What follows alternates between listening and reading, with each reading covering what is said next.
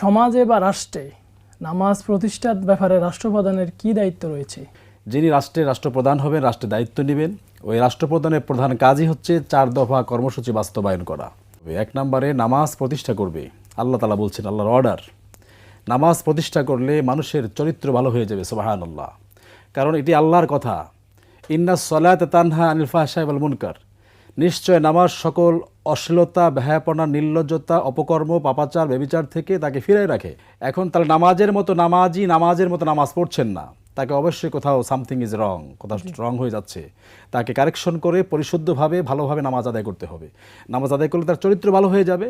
একটা লোকের যদি চরিত্র ভালো হয়ে যায়, দেশের মানুষ সবাই যদি নামাজি হয়ে যায়, রাষ্ট্রপ্রধান যদি এই নীতি প্রণয়ন করেন, এই বাস্তবায়ন করেন এই আইন, তবে সকল নামাজি হয়ে যাবে।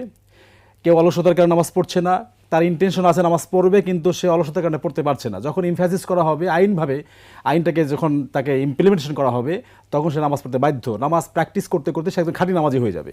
খাঁটি নামাজি হয়ে গেলে তার চরিত্র ভালো হয়ে যাবে। চরিত্র ভালো হয়ে গেলে সমাজে চুরি থাকবে না, ডাকাতি থাকবে না, চাঁদাবাজি থাকবে না, ছিনতাই থাকবে না, রাহাজানি, অপরাধ আছে, সব ধরনের অপরাধ থেকে সে নির্লিপ্ত থাকবে।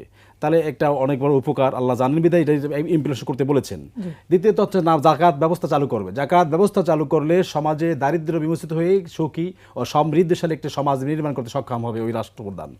তাহলে দেশের অভাব চলে যাবে, দরিদ্র মানুষ থাকবে না, কেউ ভিক্ষাও চাবে না, হ্যাঁ, মানুষ চুরি করবে না, মানুষ অভাবের কারণে চুরি করে, অভাবের কারণে মানুষ দুর্নীতি করে, এটা থাকবে না।